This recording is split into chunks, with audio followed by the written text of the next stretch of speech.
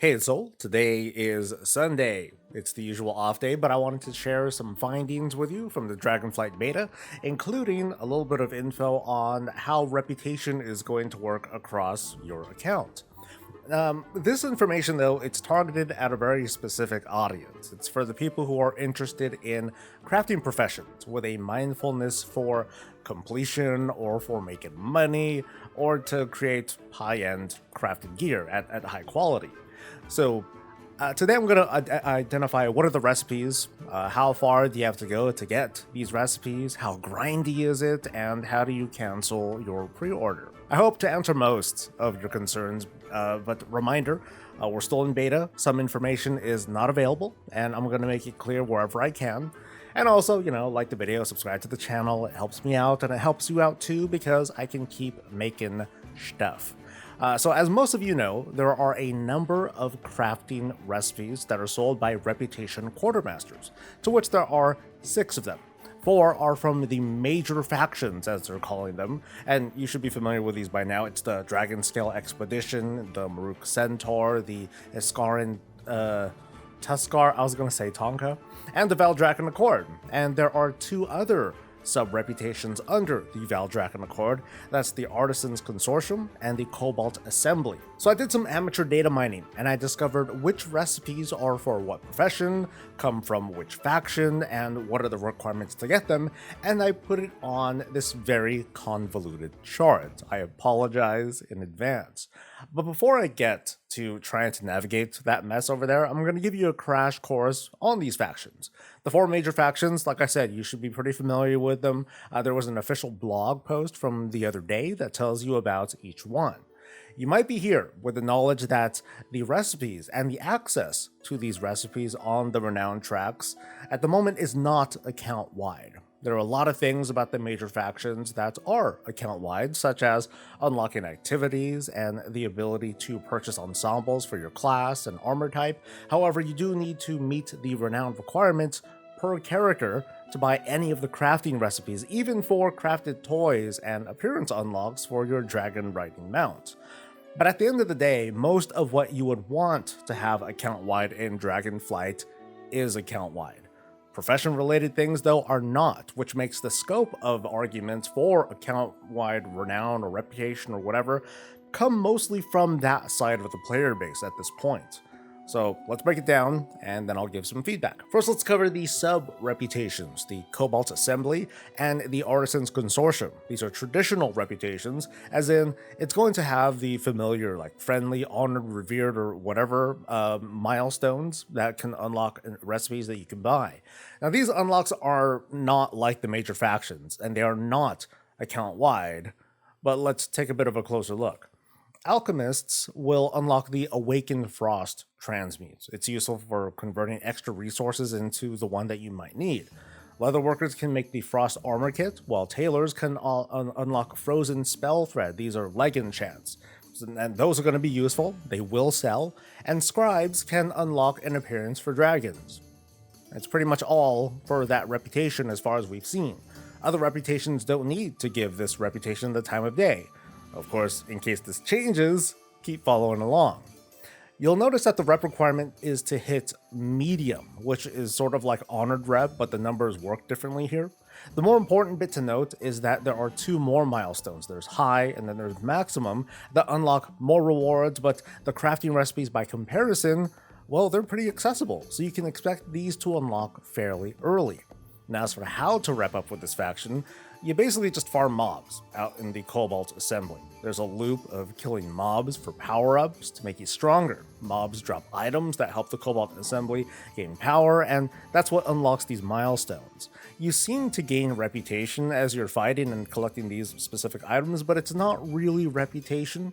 It translates into energy that powers up the Cobalt Assembly, and I think it just tracks as reputation at the same time, so it can contribute to this kind of bi-weekly quest that asks you to gain rep from all sorts of sources. And there are other things about this particular faction that we don't quite have a full explanation on just yet. The Artisans Consortium is a very profession-centric reputation that, unfortunately, we don't have a full read on how to rep up with it. Now, we do know that there's going to be like a spattering of profession quests scattered throughout the Dragon Isles. There are daily and weekly profession quests, and all of these give a bit of reputation. There's a good chance, too, that work orders will give reputation towards the faction. There are a lot of useful recipes and bonuses here, and at the same time, profession-minded folk aren't really going to go out of their way for this faction, so consider progression down this path to be pretty passive. Every profession gets a little something from this faction, but they're indirect sources that lead to player power. The recipes here, they include profession tools and consumables and enchants, which can help you get that much closer to making that perfect, like heroic or mythic crafted thing. You're going to be doing dailies here for the specialization points alone, so again, I wouldn't worry one bit about missing out on this reputation.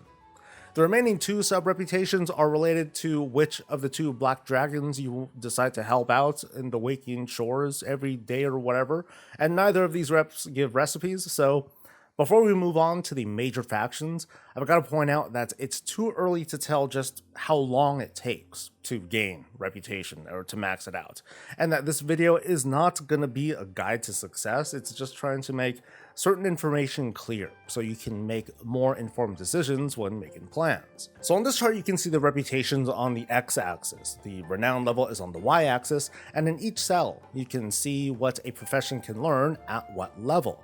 The colors of each cell are related to each of the 4 factions. That brown looking color, that's the Dragon Scale Expedition. Yellow is for the Maruk Centaur, the light blue is for the Tuskar, and the purple stands for the Valdrakken Accord. Finally, and I apologize, it's kind of hard to see, text that is in bold means the crafted item is a direct boost to player power. So it's like gear, it's a gem, or it's a gem cut. Text that is italicized and underlined, those are boosts to profession abilities, which is an indirect boost to player power. So profession equipment and enchants and upgrades. Now let's pull this sheet back a little bit and identify certain trends.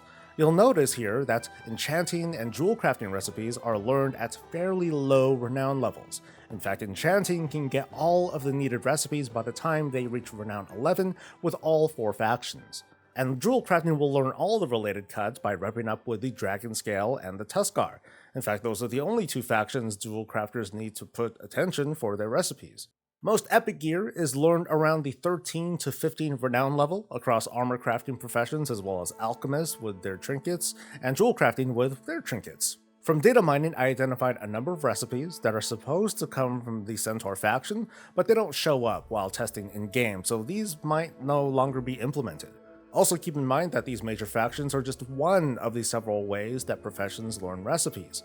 More recipes are learned from trainers and from investing into specializations. Whatever the case though, one of the standout recipes comes from blacksmiths, who can unlock a caster mace and a 2-handed strength weapon. This is notable because this lets a blacksmith make these weapons without any specialization at all, meaning a crafter can be specializing in something else altogether but can still make these weapons.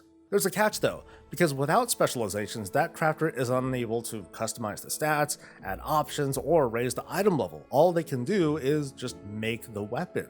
Still, this is likely to be a popular item to make an order for if one has the materials. Moving on, as we go further down the renown path, you'll notice that nearly all of the recipes are for profession equipment. It kind of hints that by the time folks get this far down, there's a good chance that higher quality equipment will be in demand. Good crafting equipment means crafters can deviate at least a few of their hard-earned spec points into other areas or make that last push to recrafting that perfect mythic piece. After the renowned 20s, the remaining recipes include, for the most part, cosmetics. Scribes will arguably be doing the most work repping up, so they can create contracts that'll provide a much-needed rep boost.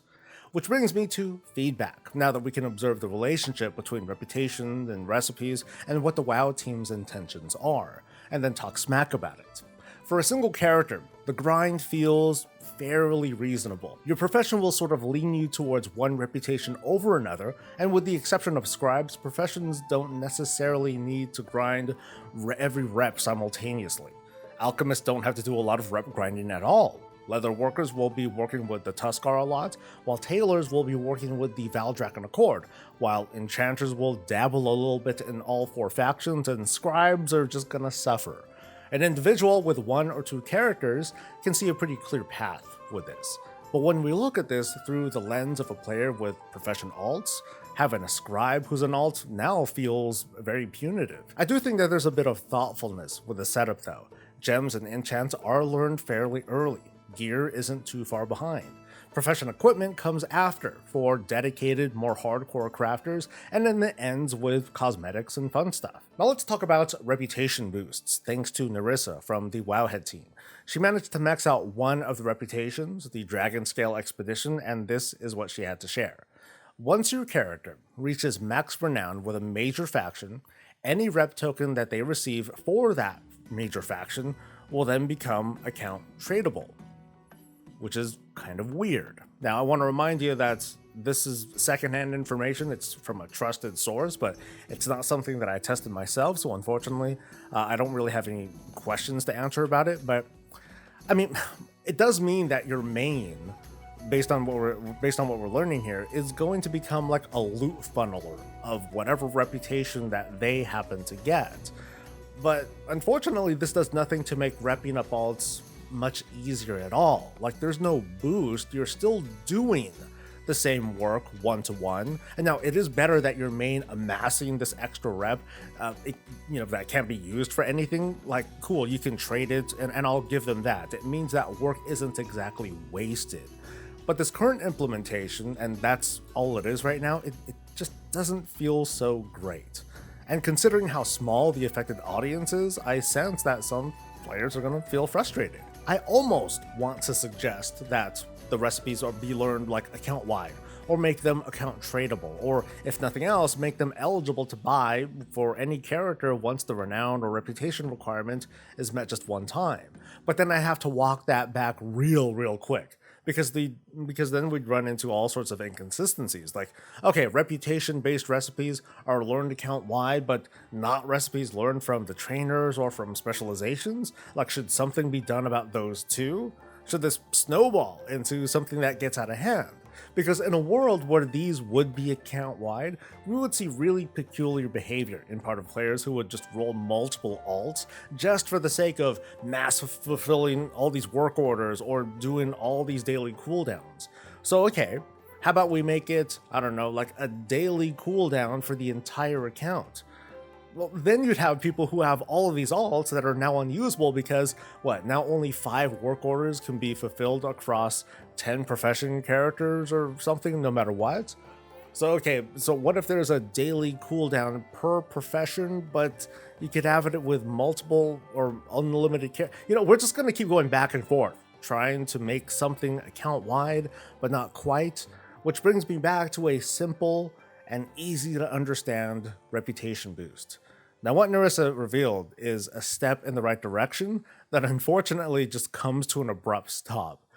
I don't quite buy into making things too account-wide, but at the moment we're looking at a pretty punishing road for a small segment of the population, for people who want to be like a WoW factory of goodies.